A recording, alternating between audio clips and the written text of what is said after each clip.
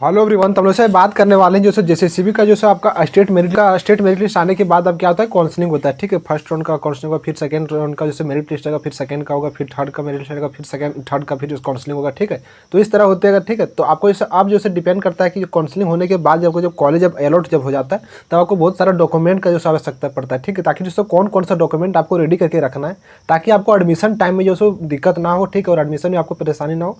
और बहुत किसी क्या होता है कि जो कॉलेज अलॉट होने के बाद डॉक्यूमेंट रेडी ना रहने के कारण जो उसका क्या होता है, एडमिशन जो कैंसिल वगैरह होता है, सीट कैंसिल वगैरह हो जाता है। ठीक है, तो इस वीडियो को शुरू से अंत तक देखिएगा, आपको एक भी कंफ्यूजन नहीं रह जाएगा। ठीक है, डॉक्यूमेंट से रिलेटेड क्या क्या आगे डॉक्यूमेंट आपको चाहिए नहीं चाहिए। ठीक है, और आप लोग कितना CML रैंक आया उस पर वीडियो बना दे, कितना CRA रैंक पे कौन सा कॉलेज मिलना चाहिए नहीं मिलना चाहिए, तो चैनल पर विजिट करके देख लीजिएगा। उससे पहले अगर चैनल पर अगर नहीं होंगे तो प्लीज़ चैनल को जरूर सब्सक्राइब कर लीजिएगा, ताकि आपका टिल एडमिशन तक आपका जो भी प्रोसेस होता है आपको इस चैनल से थ्रू आपको हेल्प किया जाएगा। ठीक है, और आप लोग अगर पेड काउंसलिंग का ज्वाइन नहीं किया तो ज्वाइन कर लीजिएगा। सिंपली इस नंबर पे हमको व्हाट्सअप कीजिएगा।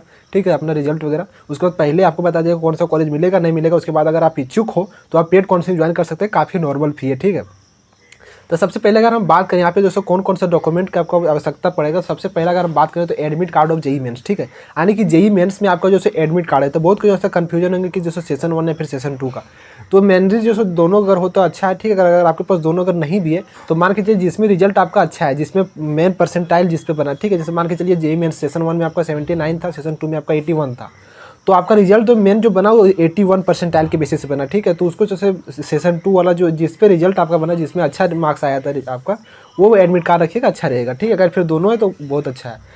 उसके बाद अगर बात करें तो admit card and marksheet passing certificate of class 10th and 12th। ठीक है, यानी कि क्लास 10th का जो आपका क्या चाहिए, एडमिट कार्ड चाहिए, मार्कशीट चाहिए, पासिंग सर्टिफिकेट। ठीक है, तो पासिंग सर्टिफिकेट क्लास 10th का ही गया होगा।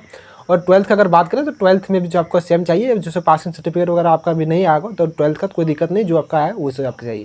उसके बाद थर्ड का अगर बात करें तो local resident certificate issued by the circle officer SDO। ठीक है, deputy commissioner of Jharkhand state. ठीक है, यानी कि आपका जो लोकल रेसिडेंट हो गया। ठीक है, यानी कि डोमिसाइल सर्टिफिकेट, तो जो आवासीय जिसको आप हिंदी में बोलते हैं, तो उसको जो आपको जो बनाना पड़ेगा, जैसे CO के थ्रू होना चाहिए, फिर जो SDO के थ्रू होना चाहिए। उसके बाद फोर्थ नंबर की अगर बात करें तो इनकम सर्टिफिकेट जैसे ये भी आपको जो CO या फिर SDO के थ्रू होना चाहिए। ठीक है, उसके बाद जो इनकम सर्टिफिकेट किसके लिए चाहिए, जो EWS कैंडिडेट होगा। ठीक है, ओनली।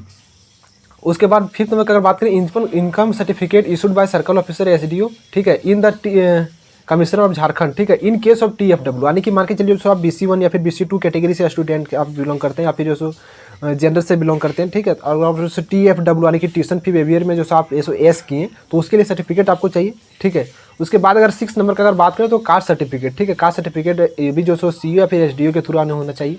ठीक है, इनके साथ जो अगर आप कैटेगरी से स्टूडेंट से बिलोंग करते होंगे, तब जैसे BC1 BC2 SC ST। ठीक है, इससे आप बिलोंग करते हो तो आपको उससे कैटेगरी सर्टिफिकेट चाहिए। यहाँ पे अगर बात करें तो 7 नंबर जो disability certificate issued by chairman of the medical board.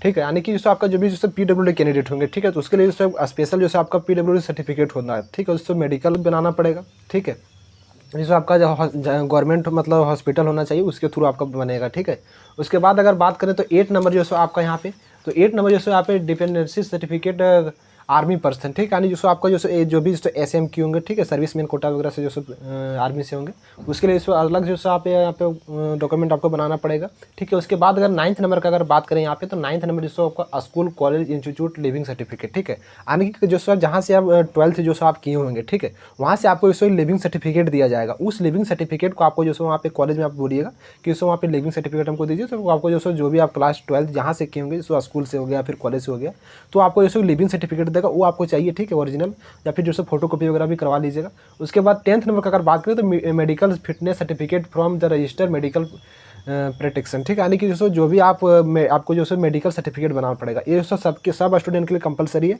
और ये आपको जो गवर्नमेंट मेडिकल का होना चाहिए। ठीक है, यानी कि जो भी आप मतलब जो आपका जो मोहर लगेगा सर्टिफिकेट में, वो सब गवर्नमेंट ID, वहाँ मतलब डॉक्टर का नंबर होना चाहिए और डॉक्टर का सिग्नेचर होना चाहिए। ठीक है, तो ये आपको चाहिए। उसके बाद अगर बात करें 11th नंबर का, तो 1 set photo copies all above the concert, यानी जितना भी आपका जो सर्टिफिकेट आप अभी तक आपको बताएं, उसका टोटल एक भी आपको जो फोटो कॉपी आप जो रिसीविंग कैप में जो निकालवा लीजिएगा। ठीक है, ताकि जो बहुत बार क्या होता है कि किसी का फोटो कॉपी आपका लगता है, किसी का क्या लगता है आपको जो ओरिजिनल मार्कशीट वगैरह भी लग जाता है। ठीक है, जैसे वो मान के चलिए मेडिकल सर्टिफिकेट है, उससे ओरिजिनल वगैरह लग जाएगा, या फिर उससे आप फोटो कॉपी वगैरह भी एक ले लीजिएगा। उसके बाद अगर बात करें 6 photo copy of recent colour passport photo, ठीक है। अरे तो आपको जैसे 6 को जैसे आपको फोटो चाहिए, ठीक है। तो फोटो जैसे लेटेस्ट भी निकाल सकते हैं, या फिर जैसे जो भी आपको जैसे जेई मेंस के टाइम में आप जैसे फोटो दिए थे, आपका जो था वही फोटो जैसे 6 से 7 कॉपी आप जैसे फोटो रख लीजिएगा, ठीक है। तो आपके जैसे बहुत बार जैसे आपको एडमिशन टाइम वहाँ पे काम आता है, ठीक है। उसके बाद 30 नंबर का अगर बात करते हैं एंटी रैगिंग एफिडेविट, ठीक है। यानी कि इसको एंटी रैगिंग सर्टिफिकेट आपको ये चाहिए यहाँ पे, ठीक है। तो ये आपको जो सो कोर्ट वगैरह से बन जाएगा, ठीक है। जो इनको दोनों चाहिए, स्टूडेंट के भी चाहिए, पेरेंट्स के लिए भी चाहिए, ठीक है। तो आपसे दोनों एंटी रैगिंग सर्टिफिकेट चाहिए आपको यहाँ पे। तो ये आपको इसको कोर्ट वगैरह से बन जाएगा, ठीक है। सिंपली आपको कुछ नहीं पड़ेगा, कोर्ट में जाइएगा, वहाँ से आप वकील वगैरह बोलिएगा, वहाँ पे आपको जो सो बनवा देगा जल्द, ठीक है।